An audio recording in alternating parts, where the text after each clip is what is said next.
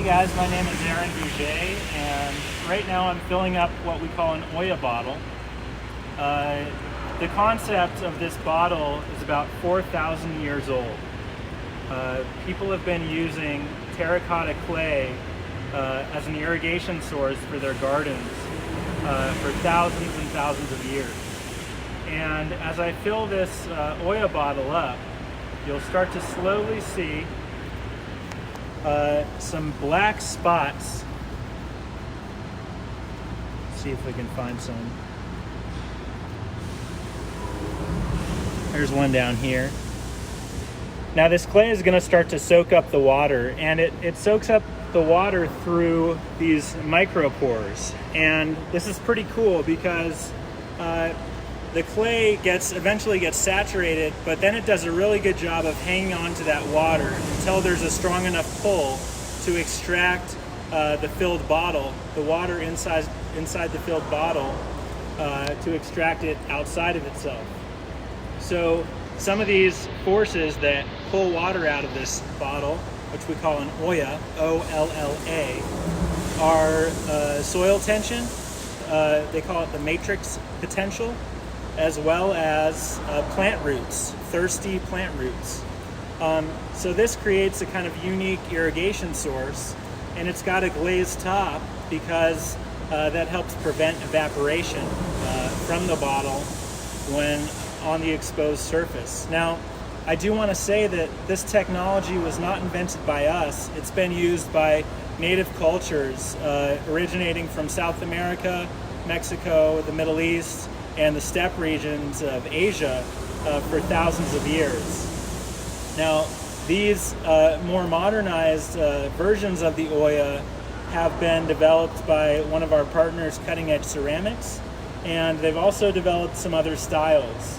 But we use them in an experimental garden here at Biosphere 2 as a way to teach students and K through 12 or undergraduates about how soil hydrology works, alternatives for small-scale agriculture and gardening, and also learning new ways to study soil and some of the forces at be with different soil types. So we actually designed 4 Olla garden beds that have different soil types in them. And as you scan through these different Olla beds, you'll notice that some of the plants are doing quite well and others are struggling a little bit. And we irrigate them with the same amount of water, but the other factors at play here are nutrient availability. And this bed here is Leo soil. We had a live session from Leo a couple weeks ago, and you guys will remember that that's volcanic basalt crushed down to a tephra-like substance. Now, this basalt does contain some nutrients, but it's quite lacking down the stretch in terms of nutrients that are available for plants to use. Now, what we're studying on the Leo slopes is, okay, how does this soil break down through the addition of rain events and climate events? How does that break down to form more nutrients that would actually allow this garden to grow 2-3 times as big, to really thrive? But some of these species are stunted, and you can see some of their leaves are yellowing, which is a sign of missing nutrients. But as we move down the line here, we have other soil types that are either Leo cut with compost. We've got a bed that's just compost that from our partners Tanks Compost down in Tucson. This chart is struggling a little bit, but I think it's just starting to heat up. And what we do, as you can see, is we've got our Olla bottle buried in the ground. We fill it using a hose, and then I cap it with the top. And these plants have found this water source, and they found it probably 4 or 5 months ago when I planted for winter. And once they find that source, they're gonna latch onto it and wrap their roots like giving it a big hug. But their roots are also gonna keep scanning for water as well. So what we have going on in these beds are three-dimensional networks of root systems that have traveled quite a long way to find those water sources. And let's pick one where you can actually see some of the roots, maybe down here, Katie.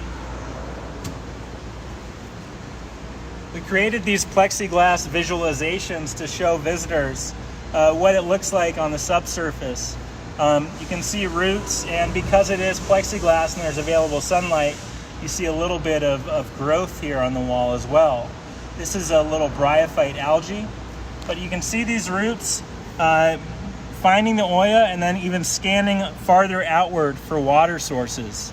And they're industrious, so they're going to find water where they can. And in this basalt tephra, that soil is going to hold on to water quite well. So we've been using these gardens to teach K through 12 education groups, undergraduates. We'll bring them out here with photosynthesis instruments like the Lycor 6400 or soil moisture probes to test the soil moisture of the soil as it moves away from the Olla. See how far that water starts to expand out of the bottle. And if we come back to our bottle, and I originally filled up, you can see that it's now saturated with water. And it feels cool on the outside. And that's something of note because before this was used as an irrigation technique, it was also used as a method for cooling homes. We get this really nice evaporative cooling effect using this terracotta clay, and it's not just for irrigation.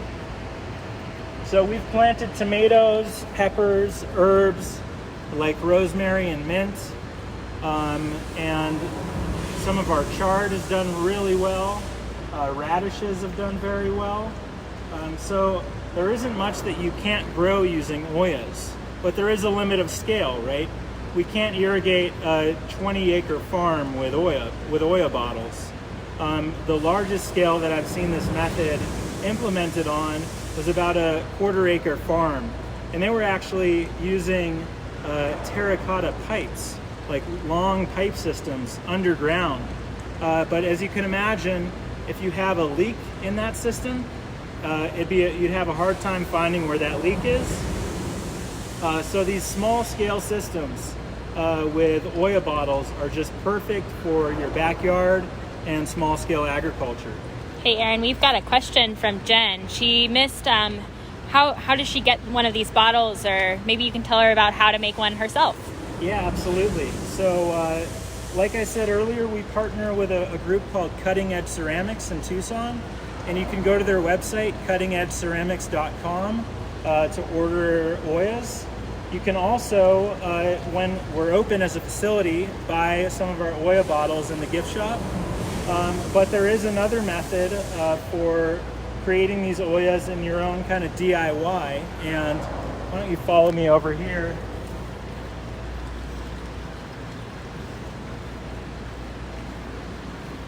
Right here we have a DIY version of the Olla bottle. You take 2 6-inch pots from Home Depot.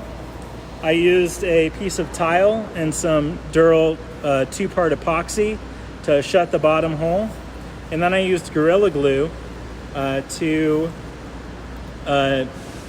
glue these two pots together. Thank you. And then we've got our watering hole at the top here. And this works quite well. One of the projects that I did with students several summers ago with our Summer Science Academy, we looked at how these different types actually perform. So we have our Olla bottle, we have our large DIY version of the Olla. There are also things like Olla balls that are gravity-fed systems, and I don't know if I have one. Maybe I do.